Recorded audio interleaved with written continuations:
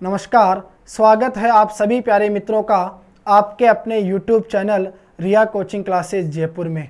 प्यारे दोस्तों, विगत 8 से 10 दिनों से किसी कारणवश हमारी जो कक्षाएं हैं वो नियमित रूप से नहीं चल पा रही थी। उसके लिए मैं आप सभी से क्षमा चाहता हूं और मेरा आप सभी से वादा है कि आज से हमारी जो सभी कक्षाएं हैं वो नियमित रूप से चालू रहेगी। तो प्यारे दोस्तों, लास्ट जो हमारी साइंस की क्लास हुई थी उसमें हम लोग बात कर रहे थे मानव के प्रजनन तंत्र को लेकर, जिसमें हमने पढ़ा था नर प्रजनन तंत्र, मेल रिप्रोडक्टिव सिस्टम। और उसमें हम लोग बात कर रहे थे कि मानव का जो नर प्रजनन तंत्र होता है उसमें कौन कौन से लैंगिक अंग सम्मिलित होते हैं। सबसे पहले हम लोगों ने पढ़ा था वृषण के बारे में। तो आज की इस क्लास की शुरुआत दोस्तों हम लोग एक मोटिवेशनल क्वेट के साथ में करना चाहेंगे कि जो मुस्कुरा रहा है उसे दर्द ने पाला होगा, जो चल रहा है उसके पाँव में छाला होगा, बिना संघर्ष के इंसान चमक नहीं सकता, क्योंकि जो जलेगा उसी दिए में तो उजाला होगा। तो एक बार पुनः आप सभी प्यारे मित्रों को प्यार भरा नमस्कार। आइए हम शुरुआत करते हैं आज की हमारी क्लास की। देखिए, हम लोग बात कर रहे थे दोस्तों नर प्रजनन तंत्र के बारे में। नर प्रजनन ये आ गया तंत्र। देखिए, इसमें हम लोग पढ़ रहे थे कि नर प्रजनन तंत्र के अंतर्गत कौन कौन से लैंगिक अंग सम्मिलित होते हैं, जिसमें सबसे पहले हम लोगों ने बात की थी किसके बारे में, वृषण के बारे में। देखिए, ये जो दो आकृतियां आपको दिखाई दे रही है हल्की गुलाबी सी रंग की, ये वाली आकृतियां, ये क्या कहलाते हैं दोस्तों, वृषण कहलाते हैं, जिनके बारे में हमने डिटेल से अध्ययन कर लिया था। आज उसी को जारी रखते हुए आगे हम लोग बात करेंगे। तो दूसरे नंबर पे जो हमारे पास अंग आएगा वो होगा दोस्तों हमारा अधिवृषण।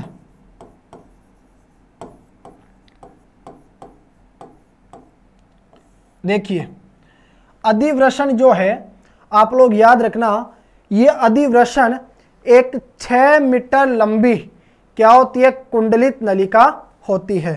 तो सबसे पहला पॉइंट आप लोग ध्यान रखना, अगर अधिवृषण की हम लोग बात करें तो ये जो अधिवृषण है यह 6 मीटर लंबी क्या होती है, एक कुंडलित यानी कुंडली के आकार की नलिका होती है। क्लियर। सबसे पहले आपने पढ़ा कि ये जो अधिवृषण है, ये अधिवृषण 6 मीटर लंबी क्या होती है, एक कुंडलित नलिका होती है। देखिए, जो यानी ये जो हमारा वृषण होता है, इस प्रत्येक वृषण के पीछे क्या होती है, स्थित होती है। तो ध्यान रखना कि ये जो आपका अधिवृषण है, ये अधिवृषण कहाँ स्थित होता है, तो याद रखना ये जो अधिवृषण है यह आपके प्रत्येक वृषण के पीछे क्या होता है, स्थित होता है। देखिए, ये आ गया आपका वृषण।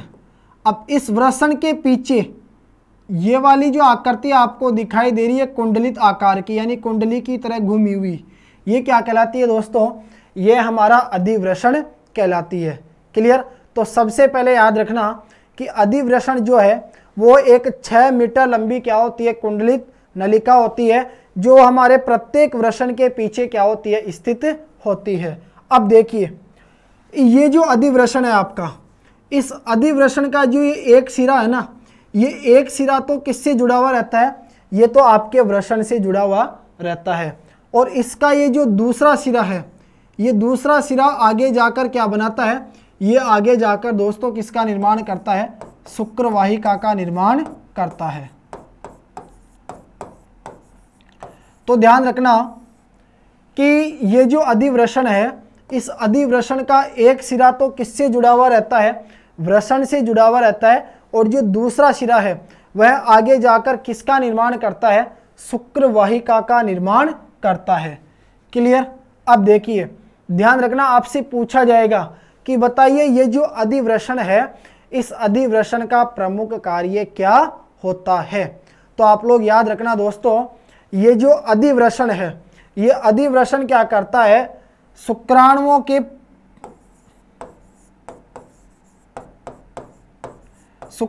के प्रमुख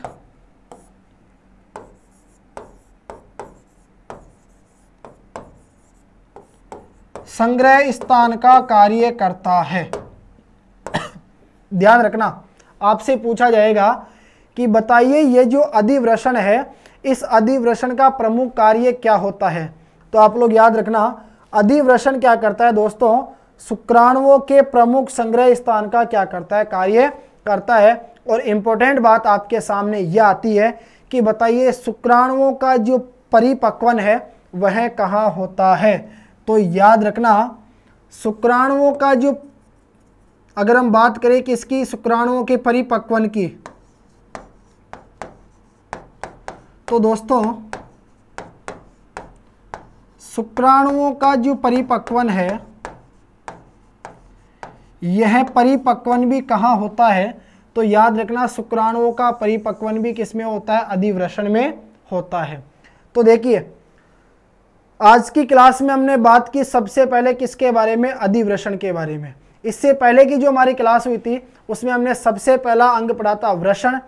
देखिए, अधिवृषण में हमने जानकारी प्राप्त की कि अधिवृषण जो है ये क्या होती है, एक 6 मीटर लंबी कुंडलित नलिका होती है जो प्रत्येक वृषण के पीछे क्या होती है, स्थित होती है। ठीक है। दूसरी बात हमने जानी कि इस अधिवृषण का जो एक सिरा है ये तो किससे जुड़ा हुआ रहता है, इस वृषण से जुड़ा हुआ रहता है। और ये जो दूसरा सिरा है ये आगे जाकर क्या बनाता है दोस्तों, शुक्रवाहिका बनाता है। ठीक है। और अधिवृषण जो है ये शुक्राणुओं के प्रमुख संग्रह स्थान का क्या करता है, कार्य करता है। और याद रखना, शुक्राणुओं का जो परिपक्वन है वो भी कहाँ होता है, अधिवृषण में ही होता है। इसके बाद देखिए, अधिवृषण के बाद यदि हम लोग बात करें तो अधिवृषण के बाद में जो अगला हमारे पास नर जो लैंगिक अंग है वो काम में आता है दोस्तों, कौन सा, तो ये जो नंबर 3 पे आपके पास आएगा, ये आ जाएगी दोस्तों आपकी शुक्रवाहिका।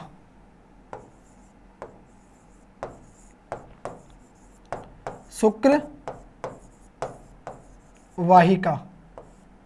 देखिए, सबसे पहले तो जैसे आप ये डायग्राम देख रहे हो तो शुक्रवाहिका को देखते आपके दिमाग में आ जाएगा कि सर ये जो शुक्रवाहिका है ये एक लंबी क्या होती है, बिल्कुल पतली नलिका होती है।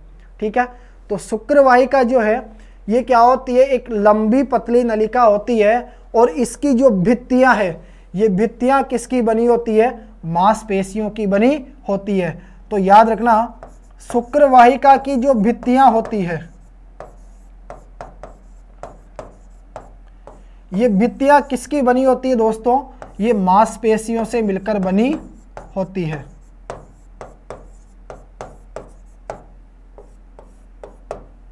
देखो, शुक्रवाहिका की अगर हम लोग बात करें तो ये जो शुक्रवाहिका है ये क्या होती है दोस्तों, एक लंबी पतली नलिका होती है। और इसकी जो भित्तियां है, ये भित्तियां किसकी बनी होती है दोस्तों, ये मांसपेशियों की बनी होती है।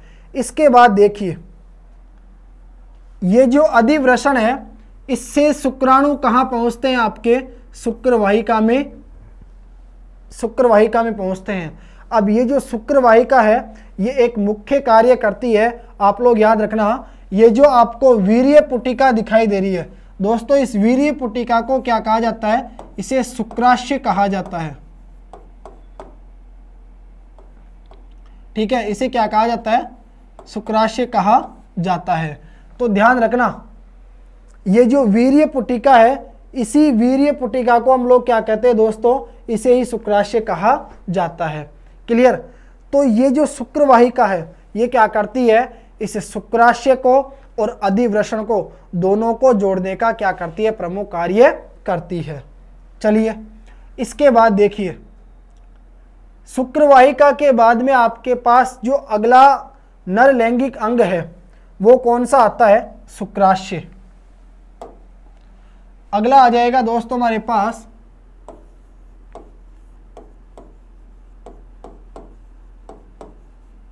शुक्राशय। और इसी शुक्राशय को क्या कहा जाता है, इसे वीर्य पुटिका भी कहा जाता है। वीर्य का मतलब होता है शुक्र, जिसे हम लोग सीमन कहते हैं।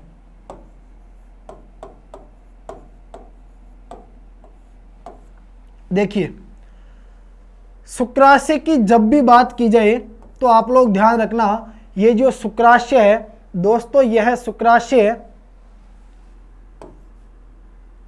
क्या होती है, एक हमेशा ध्यान रखना, शुक्राशय जो है दोस्तों यह एक जोड़ी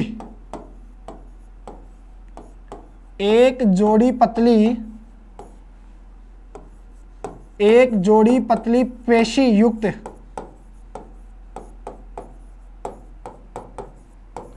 पेशी युक्त भित्तियों वाली क्या होती है, रचना होती है। क्लियर। सबसे पहला पॉइंट आप लोग याद रखना शुक्राशय से संबंधित, कि शुक्राशय को क्या कहा जाता है, वीर्य पुटिका कहा जाता है। और ये जो शुक्राशय है दोस्तों, यह शुक्राशय क्या होती है, एक जोड़ी पतली पेशी युक्त भित्तियों वाली क्या होती है, रचना होती है। क्लियर। इसके बाद देखिए, इसके बाद हमारे पास बात आती है, शुक्राशय जो है आपको पता है एक जोड़ी के रूप में पाए जाते हैं, मतलब दो पाए जाते हैं। तो ये देखिए जो दो आकृति आपको इस प्रकार से दिखाई दे रही है, इन्हें क्या कहा जाता है, शुक्राशय यानी वीर्य पुटिका कहा जाता है। तो ये जो शुक्राशय है ये आपका कहाँ स्थित होता है, तो याद रखना ये जो आपको दिखाई दे रही है कौन सी ग्रंथियाँ, प्रोस्टेट ग्रंथियाँ, इन प्रोस्टेट ग्रंथियों के ऊपर कौन स्थित होता है, शुक्राशय स्थित होता है। तो याद रखना शुक्राशय कहाँ स्थित होता है, शुक्राशय ये जो हमारे को दिखाई दे रही है कौन सी, प्रोस्टेट ग्रंथियाँ, इन प्रोस्टेट ग्रंथियों के ऊपर क्या होता है दोस्तों, स्थित होता है। नेक्स्ट देखिए, आगे बात आती है हमारे पास कि ये जो दोनों शुक्राशय हैं, ये दोनों ओर के दोस्तों शुक्राशय आपस में मिलकर ये क्या करते हैं, एक स्खलनीय वाहिनी का निर्माण करते हैं। किसका निर्माण करते हैं, स्खलनीय वाहिनी का निर्माण करते हैं। तो याद रखना दोनों ओर के जो शुक्राशय हैं वो आपस में मिलकर किसका निर्माण करते हैं, स्खलनीय वाहिनी का निर्माण करते हैं। और एक बात आपको ये ध्यान में रखनी है दोस्तों, ये जो शुक्राशय है जिसे हम लोग वीर्य पुटिका कहते हैं, इस शुक्राशय के द्वारा एक प्रकार का चिपचिपा,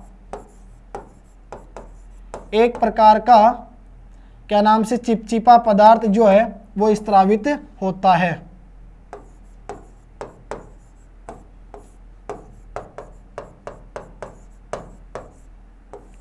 ठीक है। इसके बाद देखिए शुक्राशय के बाद आगे हम लोग बात करते हैं दोस्तों किसके बारे में, इंपॉर्टेंट चीज आती है हमारे पास, वो आपका आएगा प्रोस्टेट। देखिए ये जो आपका प्रोस्टेट है, इस प्रोस्टेट को क्या कहा जाता है दोस्तों, इसे कहा जाता है पुरस्थ। प्रोस्टेट को पुरस्थ भी कहा जाता है।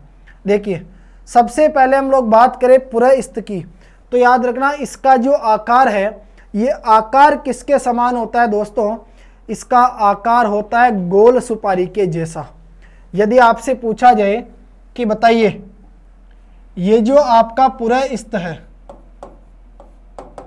पुरस्थ जिसे हम लोग क्या कहते हैं दोस्तों, इसे कहा जाता है प्रोस्टेट।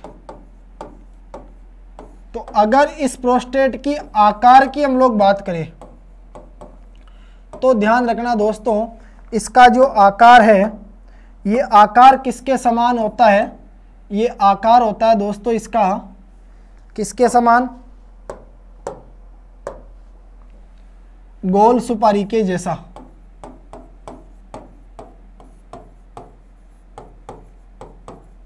गोल सुपारी के जैसा।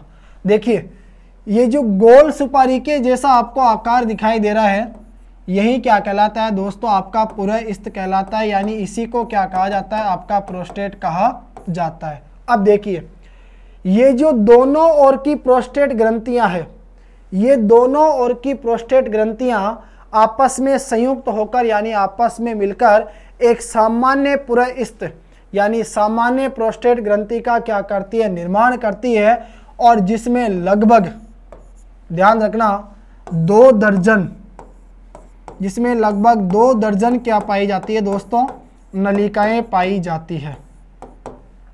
और ये नलिकाएं आगे जाकर किस में खुलती है, तो याद रखना ये नलिकाएं दोस्तों आगे जाकर किस में खुलती है, आपके इस मूत्र मार्ग में खुलती है, मूत्र मार्ग। ठीक है, देखिए हम लोग बात करें किसके बारे में, पुरायस्त के बारे में, जिसे प्रोस्टेट भी कहा जाता है। तो अगर इसके आकार की बात करें तो इसका जो आकार है दोस्तों ये किसके जैसा होता है, गोल सुपारी के जैसा होता है। और ये दोनों ओर की जो प्रोस्टेट ग्रंथियां हैं ये आपस में संयुक्त होकर यानी आपस में मिलकर एक सामान्य प्रोस्टेट ग्रंथि का क्या करती है, निर्माण करती है, जिसमें लगभग 2 दर्जन नलिकाएं पाई जाती है जो आगे जाकर किसमें खुलती है दोस्तों, इस मूत्र मार्ग में खुलती है। अब देखिए ये जो आपका पुरायस्त है, इस पुरायस्त में एक प्रकार का क्या पाया जाता है, एक प्रकार का इसमें एक वो पाया जाता है, द्रव पाया जाता है, जिसे क्या कहा जाता है दोस्तों, इसे पुरायस्त द्रव भी कहा जाता है। और ये जो आपका पुरायस्त द्रव है, ये पुरायस्त द्रव क्या करता है दोस्तों, याद रखना, जो आपका सीमन होता है, वीर्य यानी शुक्र, इस शुक्र को क्या करता है, विशिष्ट गंध प्रदान करता है। तो अगर आपसे प्रश्न पूछा जाए कि बताइए ये जो शुक्र है, इस शुक्र को विशिष्ट गंध प्रदान करने का कार्य कौन करता है, तो याद रखना वो आपका आता है पुरायस्त द्रव, जिसे हम लोग क्या कहते हैं, प्रोस्टेट द्रव भी कहते हैं। ठीक है, नेक्स्ट देखिए, लास्ट एंड फाइनल हमारे पास बात आती है दोस्तों किसके ऊपर, शिशन के ऊपर। देखिए ये जो शिशन है, ये शिशन क्या होता है दोस्तों, तो याद रखना सिंपल सी बात आती है कि पुरुषों का संभोग करने वाला अंग, यानी पुरुष जिस अंग के माध्यम से संभोग करता है उस अंग को क्या कहा जाता है, शिशन कहा जाता है। और इसी शिशन के माध्यम से जो शुक्राणु होते हैं वो मादा के प्रजनन तंत्र के अंदर क्या करते हैं, प्रवेश करते हैं। दूसरी बात याद रखना, ये जो शिशन होता है दोस्तों, इस शिशन में रक्त की क्या होती है, अत्यधिक आपूर्ति होती है, रक्त की अत्यधिक आपूर्ति होती है। और रक्त की अत्यधिक आपूर्ति होने के कारण इसकी जो पेशियां है, शिशन की जो पेशियां होती है, ये शिशन की पेशियां दोस्तों ये विशिष्ट प्रकार की होती है। और विशिष्ट प्रकार की होने के कारण ये जो पेशियां है ये इस शिशन को क्या करती है, कड़ापन प्रदान करती है। तो आप लोग ध्यान में रखना, शिशन जो है ये शिशन पुरुषों का संभोग करने वाला अंग होता है। और इसी शिशन के माध्यम से जो शुक्राणु होते हैं वो मादा के प्रजनन तंत्र के अंदर क्या करते हैं, प्रवेश करते हैं। दूसरी बात ध्यान रखना, शिशन में रक्त की अत्यधिक आपूर्ति होती है और इसकी जो पेशियां होती है दोस्तों ये विशिष्ट प्रकार की होती है, जो इसे क्या करती है, कड़ापन प्रदान करती है। शिशन का प्रमुख कार्य क्या होता है, शिशन क्या करता है दोस्तों, जो नर होता है उसके शरीर से जो शुक्राणु होते हैं उनको बाहर निकालता है और मादा की योनि के भीतर क्या करता है, उनको प्रवेश कराता है। तो प्यारे दोस्तों आज के इस सेशन में हम लोगों ने बात की किसके बारे में, नर प्रजनन तंत्र के बारे में। ये हमारा नर प्रजनन तंत्र कंप्लीट हो गया। अगली जो हमारी क्लास होगी दोस्तों उसमें हम लोग बात करेंगे किसके बारे में, मादा प्रजनन तंत्र के बारे में। तो आप सभी प्यारे मित्रों को तब तक के लिए जय हिंद, जय भारत।